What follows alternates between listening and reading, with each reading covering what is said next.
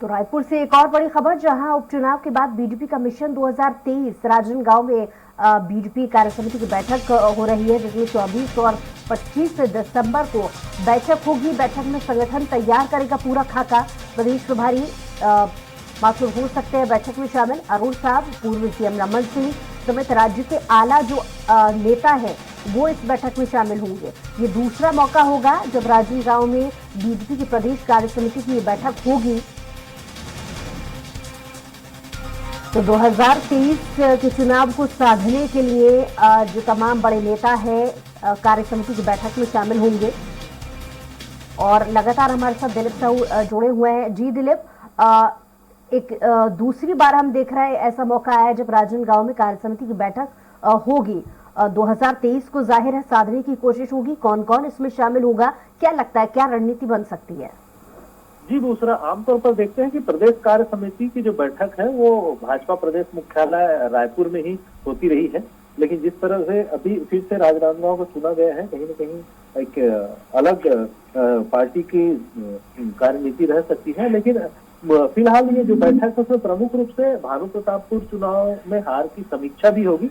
इसके साथ ही साथ आगामी 2023 की जो चुनाव है उसकी तैयारियों को लेकर एक मंथन किया जाएगा कि नई रणनीति तैयार की जाएगी कि किस तरह से 2023 के लिए किस रणनीति के तहत काम किया जाए। क्योंकि अभी जिस तरह की स्थितियां है फिलहाल प्रदेश में, कांग्रेस की स्थिति मजबूत नजर आ रही। जिस तरह से हमने देखे कि पांचों जो उपचुनाव हुए हैं 2018 के बाद से, सभी उपचुनाव कांग्रेस ने जीते हैं। हालांकि 2 सीट इसमें से कांग्रेस के पास ही थी, लेकिन 3 सीट जो जिसमें से एक दंतेवाड़ा का जो बीजेपी के विधायक रहे हैं उसमें उस सीट को भी कांग्रेस ने जीत हासिल की है। इसके अलावा जेसीसी के 2 सीट मरवाही और खैरागढ़ दोनों उनके पास थे, जिसके उनके विधायकों के निधन होने के बाद जो खाली हुआ उस पर भी कांग्रेस ने जीत हासिल की। तो कुल मिलाकर पांचों जो उपचुनाव है उसमें जीत हासिल किए हैं। इसके साथ ही साथ जो नगरीय निकाय चुनाव हुआ उसमें भी कांग्रेस ने जीत हासिल की। तो कहीं न कहीं बीजेपी के लिए एक बड़ी चुनौती है कि किस तरह से कांग्रेस के जो विजयी रथ को उसको रोका जाए और 2023 में किन रणनीति के साथ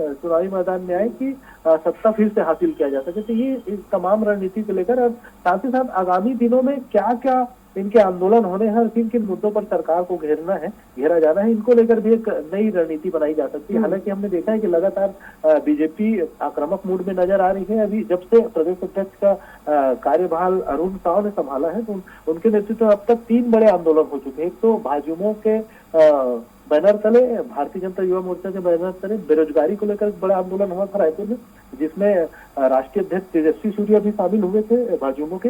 इसके अलावा फिर जब राष्ट्रीय अध्यक्ष जेपी नड्डा आए थे तो एक महासम्मेलन का आयोजन किया गया था राजधानी रायपुर के ही साइंस कॉलेज मैदान पर, जिसमें भी तमाम कार्यकर्ता मौजूद रहे थे। इसके अलावा फिर अभी हाल ही में हुंकार रैली निकाला गया था न्यायधानी बिलासपुर में, जिसमें भी बड़ी संख्या में, बड़ी तादाद में बीजेपी के तमाम कार्यकर्ता और बड़े नेता शामिल हुए थे। इस तरह से 3 बड़े आयोजन हो चुके हैं और भाजपा चाहेगी कि और बड़ी बड़ी आयोजनों के माध्यम से अपने कार्यकर्ताओं को सक्रिय करे और तमाम नेता हो उनको। चले दिलीप, आप हमारे साथ बने रहिए, लौट रहे आपके पास।